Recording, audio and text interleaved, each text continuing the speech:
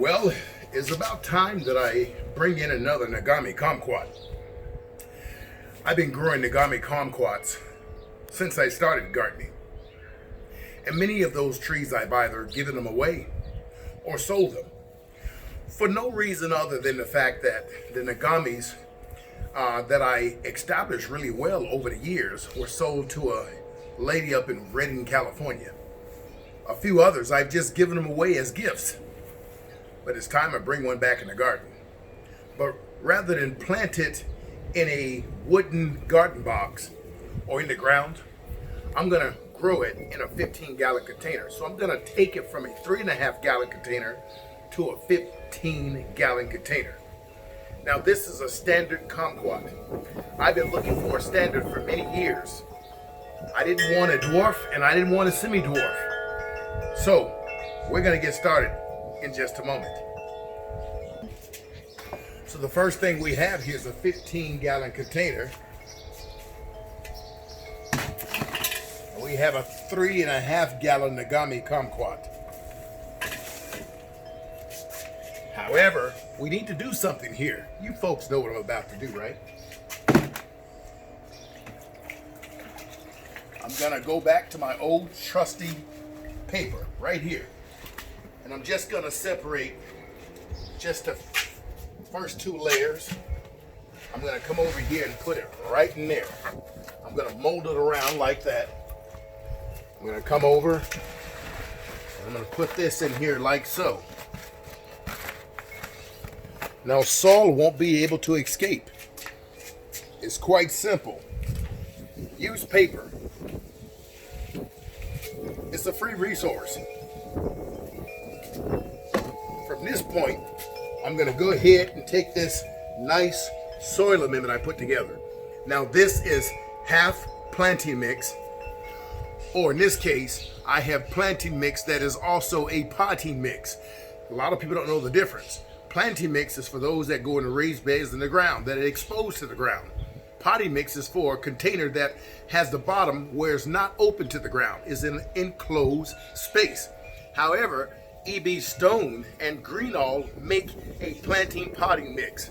So you get the best of both worlds. This is half potting mix and half cactus mix. Talk about the bells are ringing.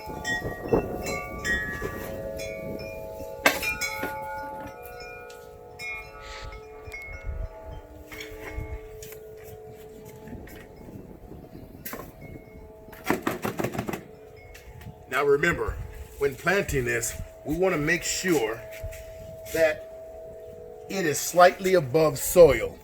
We're talking about the feeder roots, the top of the root ball. So we're going to get some more in here. And you can see by that container that the roots are very pot bound and dry. Well, not as pot bound as I've seen others, but definitely dry. We're gonna have to check it every time. We're gonna raise it up just a little bit more, and I'll be right back. So first thing I gotta do is my usual.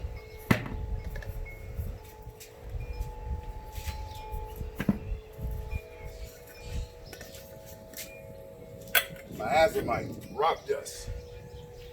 I'm gonna get that beneficial bacteria already.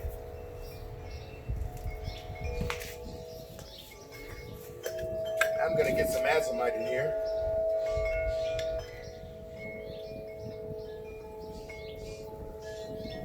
Some people have asked me, is it okay to plant a citrus during this time of year? Yes. However, fruit trees, no. If you purchase a fruit tree right now, you need to go ahead and leave it in a container, or if you decide to plant it in a bigger container, I'm gonna be honest with you. Wait 3 weeks before you put it out in the sun. Even though it came from a nursery and is under the sunlight, the bottom line is fruit trees need to be planted in the spring, not summer. That way you can reduce the stress. Now I'm gonna go in here, throw some of my special fertilizer. Hold on.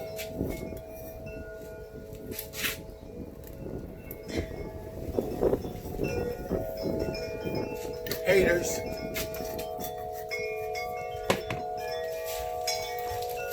Now let's look close here. Now you can see it's really tight in the roots. We're not gonna do much to it. We're just gonna loosen it up, especially at the bottom there. See that little tap root? Every plant has a top root. Don't ever let someone tell you it doesn't. And you'll know it when you see it because it's bigger than all the other roots and it's tough, built tough. Just like me. Okay, we're gonna now put it in a container, like so. Ain't that pretty? And then on top of that, what we're gonna do is before we backfill it, we're gonna wet it because we want to get this soil mass here, or this ball, wet.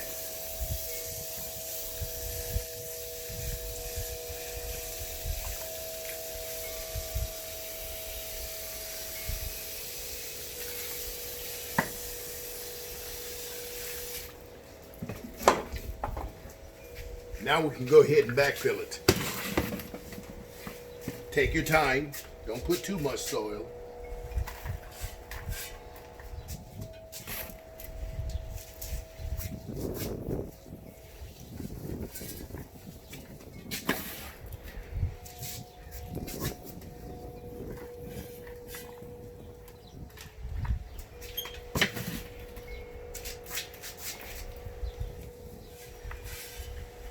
Like I said, take your time.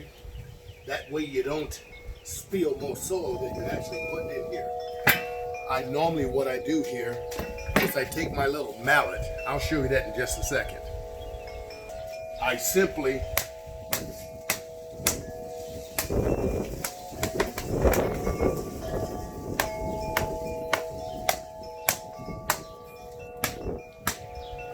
beat it to death.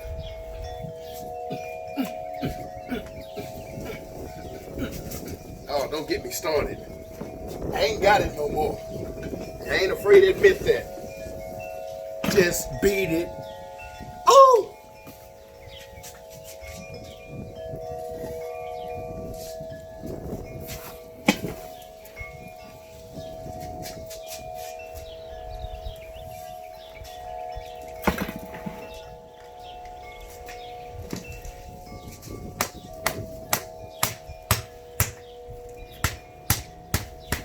I'm simply getting out of air pockets.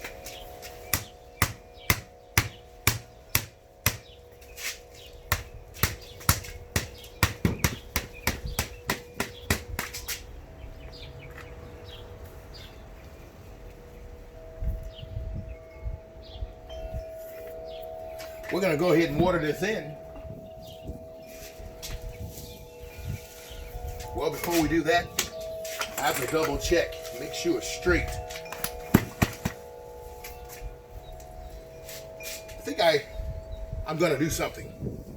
I gotta push this stake deeper into the soil. See the stake here that came with it?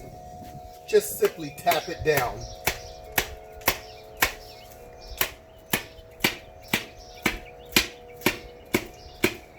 Until it makes the bottom of the container. This way, you can ensure the tree is going to stand straight up.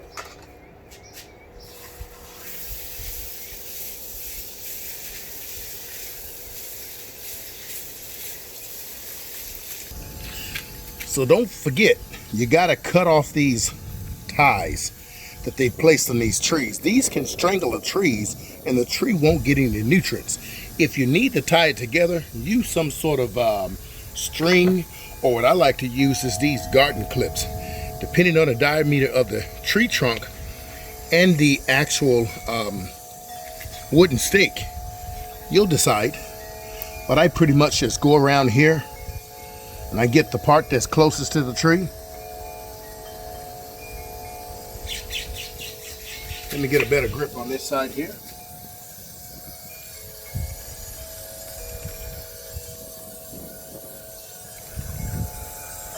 Well, that part is too thick, but I managed to get the part up here. This works perfect. Let me turn it around so you folks can see it. See how it just grabs there? And it just leaves it there until the tree becomes more established. So the tree right now is on a slow drip. I'm going to slow it down even more. It's on a very slow drip because I want all that soil saturated. Yes, in the beginning, citrus trees need that water, at least for the first 2 weeks. After that point, you don't want them sitting in a lot of saturated water because that can harm the roots. The Nagami Kumquat, yeah, it's a citrus. It's a cross between what? I'm going to let you folks figure that out because I already know. And where did it originate from? China. They use it for a sign of prosperity. So whenever an Asian person walked outside the front door, a Nagami Kumquat stood right next to the exit of the front door. You take a few, you pop them in your mouth, and you're on your way. A lot of people didn't know about this tree many years ago. But this tree was made famous by guess who? YouTube. Anyways. You folks take care of yourselves. And I have a standard tree now. I am elated and happy. Oh, by the way, if you want to use a soil for this, use a well-draining soil for all your citrus trees. But follow my citrus playlist for more information. As far as the feeding schedule, 3 times a year. But if they're grown in a container, you need to make sure they're fed monthly throughout the growing season. When it comes to disease and pests, the Nagami Kumquat really don't have any.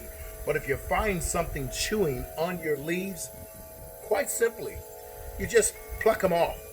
Watch this.